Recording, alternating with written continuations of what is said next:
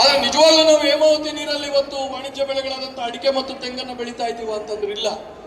ಬಹಳ ಹೋರಾಟ ಮಾಡಿ ಯಾವಾಗ ಒಂದು ಸ್ವಲ್ಪ ಮಳೆ ಹೆಚ್ಚಾದಂಥ ಸಂದರ್ಭದಲ್ಲಿ ಕೆನಾಲಲ್ಲಿ ನೀರು ಬರ್ತದೆ, ಅವಾಗ ಹೋರಾಟಗಳನ್ನು ಮಾಡಿ ನಾವು ತೂಬುಗಳನ್ನು ಎತ್ಕೊಳ್ಳೋದ್ರ ಮೂಲಕ ನಮ್ಮಲ್ಲಿ ಕೆರೆಗಳಿಗೆ ನೀರು ಬಿಟ್ಕೊಂಡು ತನ್ನ ಮೂಲಕ ನಮ್ಮ ಬೋರ್ವೆಲ್ಗಳನ್ನು ರೀಚಾರ್ಜ್ ಮಾಡಿಕೊಂಡು ಇವತ್ತು ಅಡಿಕೆ ಮತ್ತು ತೆಂಗನ್ನು ಬೆಳೀತಾ ಇದ್ದೇವೆ.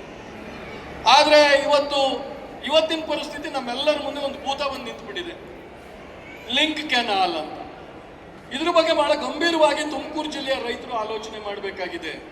ಯಾಕೆ ನಾವು ಯೋಚನೆ ಮಾಡಬೇಕಾಗಿದೆ? 24 TMC ನೀರನ್ನ ಇಲ್ಲಿನ ತನಕ ನಾವು ಬಳಸಲಿಕ್ಕೆ ಸಾಧ್ಯ ಆಗಿಲ್ಲ. ಏನಿವತ್ತು ಕುಣಗಲ್ಲಿನ ಟೈಲೆಂಡ್ಗೆ ನೀರು ಕೊಡ್ಲಿಕ್ಕೆ ನಮ್ದು ಕೆನಾಲ್ ಮಾಡಿದ್ರು, ಇನ್ನು 35 ಕಿಲೋಮೀಟರ್ ಕೆನಾಲೇ ಆಗಿಲ್ಲ ಕೊನೆಯದು. ಆ ಕೊನೆಯವರೆಗೂ ನೀರೇ ಹೋಗಿಲ್ಲ. ನೀರು ಹೋಗೋದಿಲ್ಲ ಅಂತ ಹೇಳಿ ಒಂದು ಅವೈಜ್ಞಾನಿಕವಾಗಿ ಈಗ ಲಿಂಕ್ ಕೆನಾಲ್ ಮಾಡೋದ್ರ ಮೂಲಕ, ಅಂದ್ರೆ ಗುಬ್ಬಿ ಹತ್ರ ಇರುವ 72ನೇ ಕಿಲೋಮೀಟರ್ ಇಂದ ನೇರವಾಗಿ ಒಂದು ಎಕ್ಸ್ಪ್ರೆಸ್ ಪೈಪ್ ಲೈನ್ ಮಾಡೋದ್ರ ಮೂಲಕ ಅಲ್ಲಿ ನಾವು ನಮಗೆ ಬರಬೇಕಾದಂತ 3 TMC ನೀರನ್ನ ಕುಣಗಲ್ಗೆ ಬಿಡ್ತೇವೆ. ಕುಣಗಲ್ಲಿಗೆ ಬಿಡ್ತಾರ? ಇಲ್ಲ.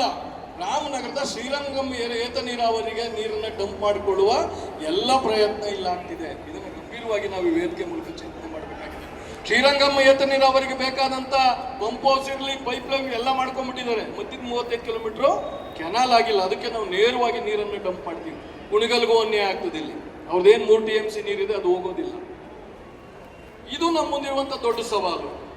ಎರಡನೇದು ನಾವು ನಿರ್ಭರ ಆಗಿರುವಂಥದ್ದು ಎತ್ತಿನ ಹೊಳೆ ಏನು ಪಶ್ಚಿಮ ಘಟ್ಟಗಳಲ್ಲಿಂದ ನೀರನ್ನ ಲಿಫ್ಟ್ ಇರಿಗೇಷನ್ ಮೂಲಕ ನಮ್ಮ ಭಾಗಕ್ಕೆ ಅಂದ್ರೆ ಸ್ವಲ್ಪ ತುಮಕೂರು ಚಿಕ್ಕಬಳ್ಳಾಪುರ ಭಾಗಗಳಿಗೆ ನೀರು ಹರಿಸುವ ಪ್ರಯತ್ನವನ್ನು ನಾವು ಮಾಡುತ್ತಿದ್ದೇವೆ. ಅದು ಇವತ್ತು ದಿನದಿಂದ ದಿನಕ್ಕೆ ಆ ಪ್ರಾಜೆಕ್ಟು ನಿಧಾನ ಆಗ್ತಾ ಜಮೀನನ್ನ ತೆಗೆದುಕೊಳ್ಳೋದ್ರಲ್ಲಿ ವಿಳಂಬ ಆಗ್ತಾ ಇವತ್ತು ಅದರ ಕಾಸ್ಟ್ ಆಫ್ ಪ್ರಾಜೆಕ್ಟ್ ಜಾಸ್ತಿ ಆಗ್ತಿದೆ. ಹೀಗಾಗಿ ಆ ಯೋಜನೆಯನ್ನು ನಮಗೆ ಸೂಕ್ತವಾಗಿ ಸಿಗುವ ಯಾವುದೇ ಇದು ಕಾಣ್ತಾ ಇಲ್ಲ.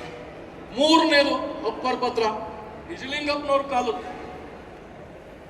50ರ ದಶಕದ ಯೋಜನೆ. ಅದು SM ಕೃಷ್ಣ ಪೀರಿಯಡ್ ಪ್ರಾರಂಭ ಆಯಿತು. ಕೊನೆಗೆ ಅವತ್ತು 2,000 ಚಿಲ್ಲರೆ ಕೋಟಿ ಇದ್ದಿದ್ದು ಇವತ್ತು 25,000 ಕೋಟಿಗೆ ಬಂದಿದೆ.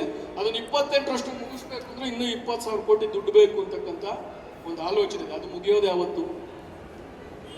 ಮಾನ್ಯ ಕೇಂದ್ರ ಸರ್ಕಾರ 2023-24ರಲ್ಲಿ ಅಪ್ಪರ್ ಭದ್ರಾ ಯೋಜನೆಯನ್ನು ಕಂಪ್ಲೀಟ್ ಮಾಡೋಕ್ಕೆ 5,300 ಕೋಟಿಗಳನ್ನ ಕೊಡ್ತೀವಿ ಅಂತ ಹೇಳಿ ಬಜೆಟ್ ಅಲ್ಲಿ ದುಡ್ಡು ಇಟ್ಟು ಪಾರ್ಲಿಮೆಂಟ್ ಅಲ್ಲಿ ಅದನ್ನು ಪಾಸ್ ಮಾಡ್ಕೊಂಡಿದ್ರು. ಇಲ್ಲಿನ ತನಕ ಅದ್ರ ಹಣ ಬಂದಿದೆ.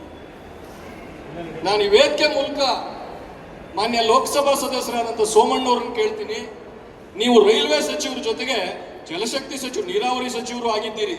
ನಿಮ್ ಜವಾಬ್ದಾರಿ ಇದೆ. ಈ ಜಿಲ್ಲೆ ಜನ ನಿಮ್ಮನ್ನ ಗೆಲ್ಸಿದ್ದಾರೆ. ಏನು ಕೇಂದ್ರ ಸರ್ಕಾರ ತನ್ನ ಬಜೆಟ್ ಅಲ್ಲಿ ಹೇಳಿತ್ತು 5,300 ಕೋಟಿ ಹಣ ಕೊಡೋದ್ರ ಮೂಲಕ ಅಪ್ಪರ್ ಭದ್ರಾ ಯೋಜನೆಯನ್ನ ಕಂಪ್ಲೀಟ್ ಮಾಡೋಕೆ ನಾವು ಸಹಕಾರ ಕೊಡ್ತೀವಿ ಅಂತ ಹೇಳಿ ಆ ತಕ್ಷಣ ಹಣದ ಬಿಡುಗಡೆಗೆ ಅದು ಇದರಲ್ಲಿ ಬಜೆಟ್ ಅಪ್ರೂವಲ್ ಆಗಿದೆ. ಬಿಡುಗಡೆಗೆ ತಮ್ಮ ಇಲಾಖೆ ಮೂಲಕ ಕ್ರಮ ಕೈಗೊಳ್ಳಬೇಕು. ನಿಮ್ ಜವಾಬ್ದಾರಿ ಇದೆ ಇದು. ನೀವು ರೈಲ್ವೆ ಇಲಾಖೆಗಳ ಜೊತೆಗೆ ನೀರಾವರಿ ಸಚಿವರಾಗಿ ಜಿಲ್ಲೆ ಋಣ ತೀರಿಸಬೇಕು ಅಂದ್ರೆ ಅಪ್ಪರ್ ಭದ್ರಕ್ಕೆ ಏನು ದುಡ್ಡು ಬರ್ಬೇಕಂತ ಕೊಡಿಸ್ಬೇಕು. ಜೊತೆಗೆ ಅಪ್ಪರ್ ಭದ್ರಾ ಯೋಜನೆಯನ್ನ ರಾಷ್ಟ್ರೀಯ ಯೋಜನೆ ಅಂತ ಹೇಳಿ ಘೋಷಣೆ ಮಾಡಲಿಕ್ಕೆ ಕೇಂದ್ರ ಸರ್ಕಾರದ ಮೂಲಕ ಘೋಷಣೆ ಮಾಡಿಸ್ಬೇಕು. ಯಾಕಂದ್ರೆ ಬಹಳ ದೊಡ್ಡ ಯೋಜನೆ ಅದು. ರಾಜ್ಯ ಸರ್ಕಾರ ಮುಗಿಸೋಕೆ ಕಷ್ಟ ಆಗ್ತದೆ. ಅದು ಆಗ್ತಲೇ ಇದ್ರೆ ನಿಮ್ಗೆ ಶಿರಾ, ಚಿಕ್ಕನಾಯಕನಹಳ್ಳಿ, ಮಧುಗಿರಿ, ಪಾವಗಡ ಈ ಭಾಗಕ್ಕೆ ನೀರಿನ ಸಮಸ್ಯೆ ಆಗ್ತದೆ. ಇವು ಬಹಳ ಪ್ರಮುಖವಾಗಿ 3 ಯೋಜನೆಗಳು, ಹೇಮಾವತಿ, ಎತ್ತಿನಹೊಳೆ ಮತ್ತು ಅಪ್ಪರ್ ಭದ್ರಾ. ಬಿಟ್ರೆ ನಮಗೆ ಕೆರೆಗಳು. ಇವು 4ಗಳನ್ನು ಆಶ್ರಯಿಸಿ ನಾವು ಇವತ್ತು ವ್ಯವಸಾಯವನ್ನು ಮಾಡ್ತೀವಿ. ಒಂದು ಹೇಮಾವತಿ ವಿಷಯದಲ್ಲಿ ಈ ಜಿಲ್ಲೆಯ ಎಲ್ಲ ಪಕ್ಷದ ನಾಯಕರು, ಆಡಳಿತ ಪಕ್ಷ ಶಾಸಕರುಗಳು, ಮಂತ್ರಿಗಳು ಜಿಲ್ಲೆಯ ಜನರ ಪರವಾಗಿ ನಿಲ್ಲಬೇಕು.